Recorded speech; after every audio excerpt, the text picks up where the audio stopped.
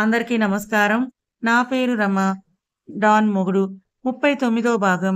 రచయిత తనూషా రెడ్డి గారు. ముత్యాల తలంబ్రాలు నయన తల మీదుగా నీళ్ళు పోస్తే నయన కళ్ళల్లో ఆనందాల కాంతులు.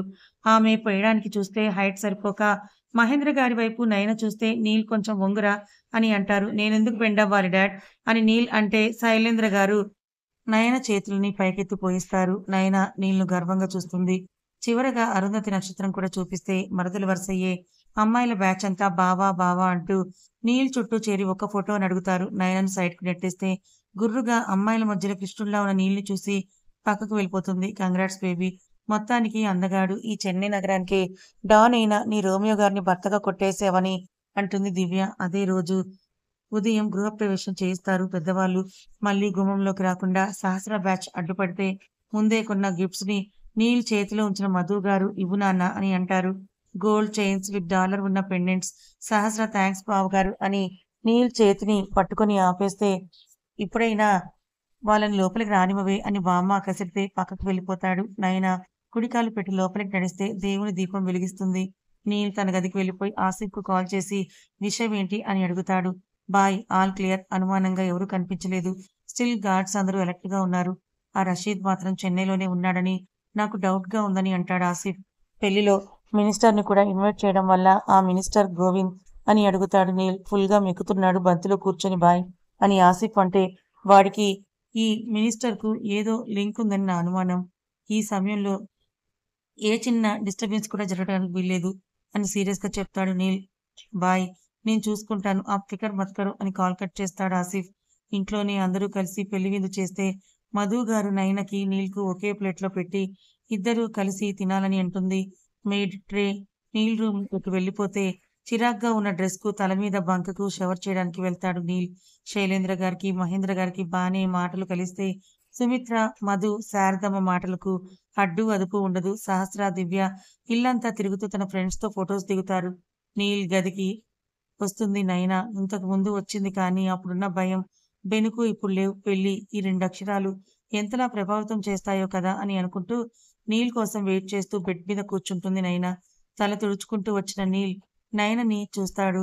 బంగారు రంగు చీరలో పోతపోసిన బంగారు బొమ్మలా మెరుస్తూ ఉంటే నడుముని చుట్టుకున్న వడ్డానం, మెడలో ఉన్న బంగారం కూడా ఆమె మేని ఛాయకు దిగదుడిపై అనిపిస్తూ ఉంటే చిన్నగా నవ్వి నయనను వెనక నుంచి హత్తుకొని I love you baby doll అని అంటాడు నీల్.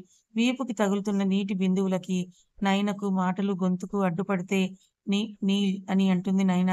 ముందుకు తిప్పుకొని నయనను కింద నుంచి పైకి చూస్తూ బావున్నావే కుట్టి అని నవ్వుతాడు. నవ్వుతూ నీల్ను గట్టిగా హత్తుకుంటుంది నయన. ఎమోషనల్ అయిన నయన కళ్ళు ఆనంద బాష్పాలతో నీల్ ఛాతీని తడిపేస్తే నయన అని బేస్ టోన్తో అంటాడు నీల్. ఏడవలే, నీలా నేను రాక్ హార్ట్ కాదు. నాకెంత హ్యాపీగా ఉందో మాటల్లో చెప్పలేను. నా కోసం పెళ్లినే వద్దని అనుకున్న నువ్వు పెళ్లి చేసుకున్నావు. దేవుడంటే నమ్మకం లేకపోయినా పెళ్లిలో అన్ని పద్ధతులు పాటించావు. ఐ లవ్ యూరా బంగారం అని నీల్ ఛాతీ మీద ముద్దు పెడుతుంది నయన. నీల్ పెదవుల్లో నవ్వు పూస్తే నయనను గట్టిగా హత్తుకుని అలాగే ఉండిపోతాడు. డాన్ సాబ్, ఆకలిగా ఉందని నయన అంటే కౌగిల్ని వదిలి 2 మినిట్స్ అని డ్రెస్అప్ అవుతాడు నీల్. ప్లేట్ తీసుకొని నీల్ నయనకు తినిపిస్తూ ఉంటే నీల్కి కూడా తనే కలిపి పెడుతుంది నయన. హ్యాండ్ వాష్ చేసుకుని నయన పెదాలకు పెక్కిచ్చి ఫ్రెష్ అవ్, నాకు కొంచెం పనుంది బయటకు వెళ్ళేసి వస్తానని అంటాడు నీల్. వెనుక ప్యాంట్ పాకెట్లో గన్ దోపుకుంటున్న నీల్ని చూసి నయన భయంతో నీలుకుపోతే టేక్ ఏ రెస్ట్ బేబీ అని బుగ్గకి ముద్దిచ్చి వెళ్ళిపోతాడు నీల్. శైలేంద్రతో సహా అందరూ కిందనే మాట్లాడుకుంటూ ఉంటే సీరియస్ గా వెళ్తున్న కొడుకుని చూసి నీల్ ఎక్కడికి అని అడుగుతారు మధు గారు. చిన్న పని మీద వెళ్తున్నాను మా, 1 అవర్లో వచ్చేస్తానని అంటాడు నీల్. దగ్గరికి వెళ్ళి చిన్నగా నీల్కు మాత్రమే వినిపించేలా పెళ్ళై ఒక్కరోజు కూడా కాలేదు. నువ్వు ఇలా నయనని ఒంటరిగా వదిలేసి వెళ్ళిపోతే మీ అత్తామామలు ఏమనుకుంటారు నీల్ అని అంటారు మధు గారు. ఐ డోంట్ కేర్ మామ్ అని ఒకే మాట చెప్పి వెళ్ళిపోయాడు నీల్. శైలేంద్ర మోహన్ చిట్లిస్తూ పసుపు బట్టలతో బయటికెళ్లడం మంచిది కాదని మీ అబ్బాయికి చెప్పండి. మేము ఇంకా వెళ్తాం. రేపు ఉదయమే మా అమ్మాయిని మీ అబ్బాయిని పంపిస్తే వ్రతం చేయించి అమ్మవారి ఆశీస్సులు తీసుకోవాలని అంటారు శైలేంద్ర గారు. నీల్ వెళ్తాడో లేదో అండి తికమకలో పడ్డ మధు గారు ఇంకా మీది మాది ఏంటన్నయ్యా, ఇక్కడే వ్రతం కూడా జరిపించేద్దాం. మీరు ఉన్నారు కదా అన్నీ దగ్గరుండి మరి చూసుకోవడానికి అని అంటాడు. లేదమ్మా, ఇలాంటివన్నీ కూడా పుట్టింట్లోనే జరగాలి అని భార్య వైపు చూస్తాడు. అవును వదినా! మీతో కొంచెం మాట్లాడాలని మధు గారిని పక్కకు తీసుకెళ్ళి వ్రతం మిగతావి ఇవ్వడానికి 3 రోజులు టైం పడుతుంది. 3 రోజుల తర్వాత కార్యానికి ముహూర్తం బావుంది. కార్యం అయ్యేంత వరకు అమ్మాయి, అబ్బాయి దూరంగా ఉండాలని అంటుంది సుమిత్ర. అంతేనా? నేను చూసుకుంటాను. నైనా మా గదిలో లేదా గెస్ట్ రూమ్‌లోనే ఉంటుందిలే వదినా! తనకు కూడా చెప్పి వెళ్ళండని అంటారు మధు. అని నీల్ గదికి వెళ్ళిన సుమిత్ర నైనా అని పిలుస్తుంది. వచ్చావా అమ్మా! కాస్త హెల్ప్ చెయ్యి. ఇది రావట్లేదని నగలను తీస్తూ అంటుంది నైనా. ఒక్కో నగ తీసిన సుమిత్ర వడ్డానం కూడా తీసి చూడు నైనా! ఇక నుంచి నీకన్నీ ఈ ఇల్లే.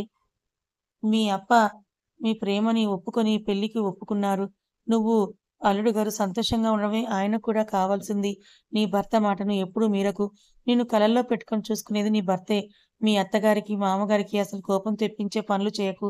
అర్థమైందా? అని తల్లి అంటే నయనకు తను వేరే లోకంలోకొచ్చినట్టుగా అనిపిస్తే, సరే అమ్మా! అని అంటూ తల్లిని హత్తుకుంటుంది. నా బంగారు కొండ. మేమింకా వెళ్ళాలి. ఉదయమే నువ్వు, అల్లుడు గారు కలిసి మన ఇంటికి రావాల్సి ఉంటుంది అని సుమిత్ర అంటే, సరేమ్మా! అని నీరసంగా అంటుంది నయన. శైలేంద్ర, సుమిత్ర, బామ్మ, సహస్ర మ్యాన్షన్ నుండి వెళ్ళిపోయి అగ్రహారంలో చేరి మరుసటి రోజు వ్రతానికి ఏర్పాట్లు చేసుకుంటారు. నయన చీర కూడా విప్పి ఫ్రెష్ అయ్యి మెత్తటి చీర కట్టుకొని పెళ్లి తంతుల వల్ల 3 రోజుల నుండి లేని నిద్రకి నీల్ బెడ్ మీద హాయిగా నిద్రపోతుంది. భాయ్ ఆసిఫ్ పిలిస్తే కారులో కూర్చున్న నీల్ కణతలు రుద్దుకుంటూ వచ్చిన ప్లేస్‌కి కారు దిగుతాడు. పెళ్లిలో అనుమానంగా కనిపించిన ఇద్దరు దొరికిపోయి ప్రాణభయంతో చూస్తుంటే నీల్ షర్ట్‌ని ముడుచుకొని సరిగ్గా 2 మినిట్స్ టైమ్ ఇస్తున్నాను. మొత్తం కక్కేయాలని కార్ బానెట్ ఎక్కి సిగరెట్ వెలిగిస్తాడు నీల్. ఇద్దరూ నోర్లు విప్పుకుంటే కిందకి జంప్ చేసిన నీల్ లాగి ఒకడిని కొడితే ఇంకొకడి మీద పడతాడు. వైట్ షర్ట్ పాడవటం ఇష్టం లేదు ఆసిఫ్ అని గంభీరంగా పిలుస్తాడు. జీ బాయ్ అని చేతులని వెనక్కి మడిచి గన్‌తో ఇద్దరి మొహాలపై కొట్టి రక్తం వచ్చేలా చేస్తాడు ఆసిఫ్. ఆసిఫ్ గన్ నీల్‌కు ఇస్తే వాడి తలకు గురిపెట్టి నీల్ వాళ్ళని చూస్తాడు. వద్దు బాయ్! మేము నిజం చెప్తామని నొప్పికి అరవలేక మిమ్మల్ని చంపడానికి సుపారీ ఇచ్చి పంపారని అంటారు. హూ తెలీదు బాయ్! తెలియని నెంబర్ నుంచి కాల్ చేసి డీటెయిల్స్ చెప్పారు. ఇద్దరికీ కలిపి 3,00,00,000 మొహం చూపించకుండానే ఇచ్చారు అని అంటారు ఆ ఇద్దరు.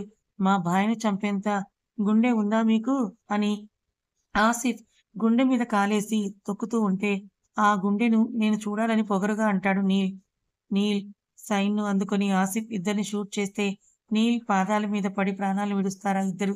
క్లియర్ ఇట్ అని చెప్పి నీల్ సిగరెట్ పడేసి కార్ ఎక్కుతాడు.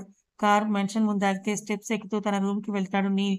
లైట్స్ ఆఫ్‌లో నుండి విండో నుంచి పడుతూ ఉన్న వెన్నెలకు కోనేటిలో తెల్లటి కలువలా పడుకున్న నయన కనిపిస్తే, నీల్‌కు ఉన్న చిరాకంతా కూడా మాయమై పెదవులు విచ్చుకుంటాయి. డిమ్ లైట్ వెలుతురులో ఒకవైపుకు తిరిగి మెత్తటి స్కై బ్లూ చీరలో పడుకొని ఉంది.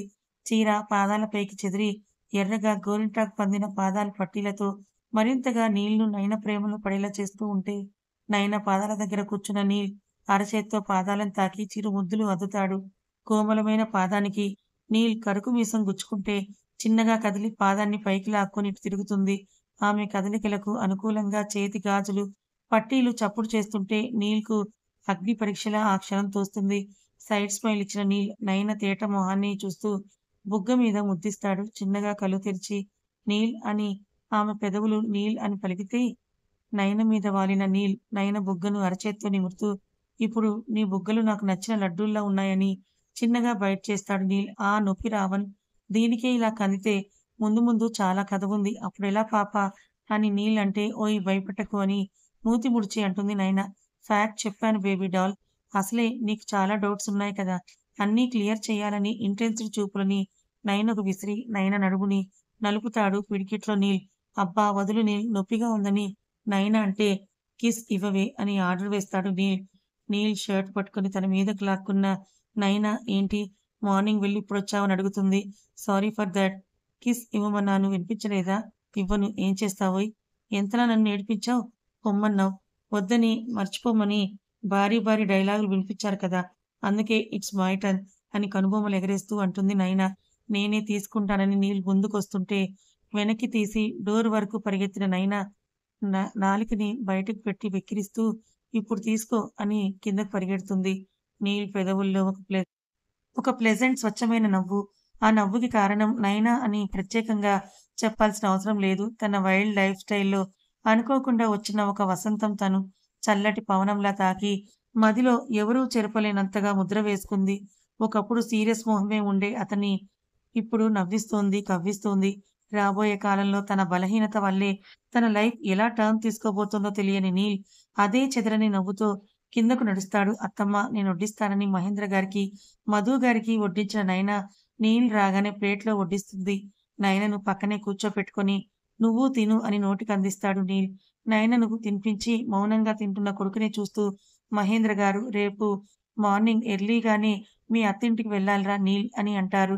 నయనను చూస్తూ మీరేం చెయ్యాలని ఉన్నా చెయ్యండి. No problem. నన్ను మీ పూజల్లో, పునస్కారాల్లో ఇన్వాల్వ్ చేస్తే అస్సలు ఊరుకోను డాడ్ అని కోపంగా చెప్పి తన డిన్నర్ కంప్లీట్ అవ్వడంతో తన రూమ్‌కి వెళ్ళిపోతాడు నీల్. నైనా నీల్ వెళ్ళిన వైపే చూస్తూ ఉంటే నేనొప్పిస్తాను నైనా నువ్వు టెన్స్ అవ్వకు అని అంటారు మధు గారు. మార్నింగ్ నైనా గెస్ట్ రూమ్‌లోనే రెడీ అయ్యి నీల్ కోసమే చూస్తూ ఉంటే వైట్ షర్ట్‌లో కిందకి వస్తాడు నీల్. తల్లి రిక్వెస్ట్‌గా మొహం పెడితే అసహనంగా కారు ఎక్కుతాడు. థాంక్స్ అత్తమ్మా అని నయన అంటే నవ్విన మధు గారు చీరలో ఉన్న నయననే చూస్తూ నా కోడలు బంగారం అని అనుకుంటూ నీకోసం అది కూడా చేయలేకపోతే ఎలా?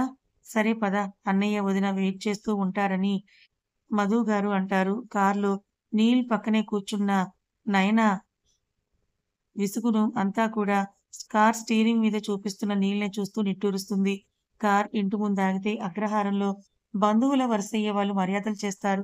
మొదటిసారి తల్లి మాట కోసం ఇష్టం లేకపోయినా తెల్ల బనియన్ పైన కండువా కప్పుకొని తెలుగింటి పెళ్ళికొడుకులా పీటల మీద కూర్చొని నయనతో కలిసి వ్రతం చేస్తాడు నీల్.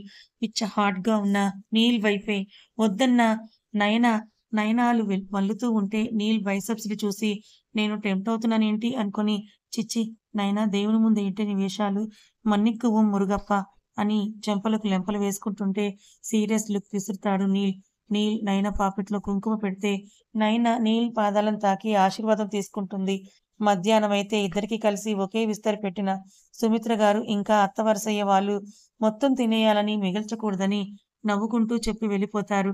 మొత్తం ఘీతో చేసిన స్వీట్స్ అండ్ వెజ్ ఐటమ్స్ అరిటాకంతా నిండిపోయి కనిపిస్తే నయననే సీరియస్‌గా చూస్తాడు నీల్. ప్లీజ్ అన్నట్లు మొహం పెడుతుంది నయన. లూజ్ హెయిర్‌కు పెట్టిన మల్లెలకు కొత్తగా ఉన్న నయననే చూస్తూ తన విసుగుని మరిచిన నీల్ తింటాడు. నీల్‌కు కష్టం తగ్గిస్తూ ఎక్కువగా తనే తిన్న నయన నీల్ లేచి వెళ్ళగానే విస్తరి తీసేస్తుంది. అదే రోజు సాయంత్రం నీల్ గుడికి రానని తెగేసి చెప్తే తన ఫ్యామిలీతో కలిసి వెళ్తుంది. శైలేంద్ర గారు మొహం చిట్లిస్తూ దేవుణ్ణి నమ్మకపోవడం ఏంటి? మూర్ఖత్వం కాకపోతే అని నసుకుతారు. అమ్మవారి దర్శనం చేసుకున్న ఫ్యామిలీ రిటర్న్ ఇంటికి వస్తే ఆ రాత్రి అక్కడే స్టే చేస్తారు. నైట్‌కు చక్కటి వాతావరణంలో అందరూ కలిసి నవ్వుల జల్లుల మధ్య, మాటల మధ్య డిన్నర్ కంప్లీట్ చేస్తే నయన నీల్ కోసం డిన్నర్ ప్లేట్ తీసుకొని ఫోన్ కాల్ మాట్లాడుతున్న నీల్‌ను చూసి నీల్ అని పిలుస్తుంది. వెనక్కి తిరిగి నయనను షార్ప్‌గా చూస్తాడు నీల్. డిన్నర్ అని చిన్నగా అంటుంది నయన. ఆఫ్టర్‌నూన్ తిన్నదే అడగలేదు. నువ్వు తిను అని అంటాడు నీల్. మూతి బిగించి బెడ్ ఎక్కి కూర్చుంటుంది నయన. కాల్ యూ లేటర్ అని కాల్ కట్ చేసిన నీల్ ఏంటి అలిగావా చిలక అని అడుగుతాడు దగ్గరకొస్తూ.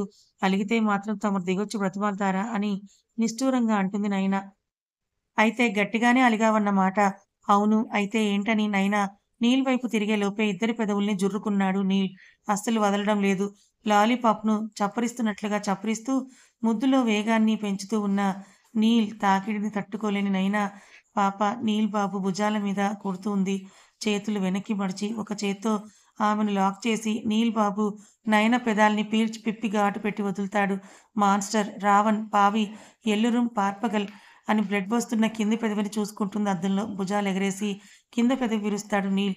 గుర్రుగా చూస్తూ లిప్ బామ్ రాసుకొని వెళ్తున్న నయనకు కాలడ్డు పెట్టి పడేలా చేసి మళ్ళీ తనే ఆపి ఒడిలోకి లాక్కున్న నీల్ అడ్డమైనవన్నీ చేయిస్తున్నారు కానీ అసలు కార్యం జరిపించట్లేదు. మీ అప్పకి ఆ మాత్రం ఆలోచన కూడా రాలేదేంటే అని అంటాడు నీల్. అసలు కార్యం అంటే అర్థమై కూడా అర్థం కానట్టు అడిగింది నయన. మరీ అంత ఇన్నోసెంట్‌లా ఫేస్ పెట్టకే. ఇప్పుడే ప్రాక్టికల్‌గా చేసి చూపిస్తానని నీల్ నయన నడుముని గట్టిగా నలిపేస్తాడు. నొప్పిరా శాడిస్ట్ వదులు అని నీల్ చేతి నుండి కష్టంగా విడిపించుకున్న నయన ఇప్పుడిప్పుడే కార్యానికి ముహూర్తం లేదంట. ఇంకో నెల వరకు కార్యం లేదు కాబట్టి దుప్పటి కప్పుకొని పడుకో అని కిందకు పరుగందుకుంది నయన. ఏంటి నెలనా? అంతవరకు కష్టం లాభం లేదు. ఎత్తుకొని నా ప్యాలెస్‌కు వెళ్ళిపోవాల్సిందే అని అనుకుంటాడు నీల్. ఆ రోజు రాత్రి నీల్ నయన గదిలోనే నిద్రపోతే నయన తల్లి గదిలో పడుకుంటుంది. ఉన్న ఒక్క గెస్ట్ రూమ్‌లో మధు గారు, మహేంద్ర గారు నిద్రపోతారు. మరుసటి రోజు ఉదయం నీల్ ఫ్రెష్ అయ్యి షర్ట్ బటన్స్ పెట్టుకుంటూ నయన కోసమే చూస్తూ బయటకొస్తాడు పెరట్లోకి. అక్కడే పేపర్ చదువుకుంటున్న శైలేంద్ర అల్లుడిని చూసి నీతో మాట్లాడాలని అంటారు. బయటకు చూస్తున్న తను మాట్లాడొచ్చని అంటాడు. అది మా అమ్మాయి నయనకు భరతనాట్యం వచ్చు. ప్రతి ఏడాది అమ్మవారి నవరాత్రుల్లో ఒక్కరోజు నివేదన అర్పించడం జరుగుతుంది. అందుకు నువ్వు అడ్డు చెప్పకూడదు. కుదరదు. నా భార్య ఏమీ స్టేజ్ డాన్సర్ కాదు. ఇప్పుడు నా వైఫ్ అని తెగేసి చెప్తాడు నీల్. పళ్ళు నూరుతారు శైలేంద్ర. తల్లి కాఫీలు ప్లేట్లోకి తీసుకుని వెళ్తుంటే ఎవరికమ్మా అని అడుగుతుంది. ఇంకెవరికే? అల్లుడి గారికి, మీ అప్పాకు అని అంటుంది సుమిత్ర. నీల్ అప్పుడే లేచాడా అని బయటకు వచ్చి చూసిన ఆమెకు మామ, అల్లుడు సీరియస్ టాక్ వినిపించకపోయినా కనిపిస్తే అమ్మ అమ్మ నేనిస్తాను నువ్వు వెళ్ళి టిఫిన్‌లో గారెలు వేయి అని ప్లేట్ తీసుకొని వెళ్తుంది. ముందుగా తండ్రికిచ్చి తర్వాత నీల్‌కు ఇస్తుంది నయన.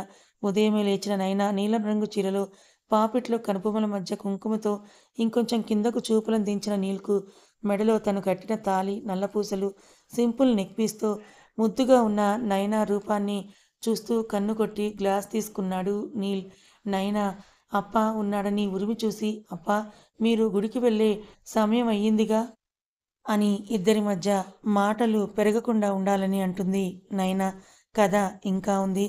పాపం అటు తండ్రి ఇటు భర్త ఇద్దరి మధ్యలో నయన గంటలాగా నలిగిపోతూ ఉంది కదా. మరి ఇప్పుడు నయన పరిస్థితి ఏంటంటారు? నీల్, శైలేంద్రల మధ్య నయన చిక్కుకొని అల్లాడిపోతోంది. మరి వీళ్ళిద్దరి జీవితం ముందు ముందు కాలంలో ఎలా ఉండబోతోంది? నయన జాతకంలో ఉన్న దోషం ప్రకారం ఏమైనా ప్రమాదం జరగనుందా తెలుసుకోవాలనుకుంటే ఛానల్ని ఫాలో అవ్వండి. కథ నచ్చితే లైక్ చేయండి. Thank you so much.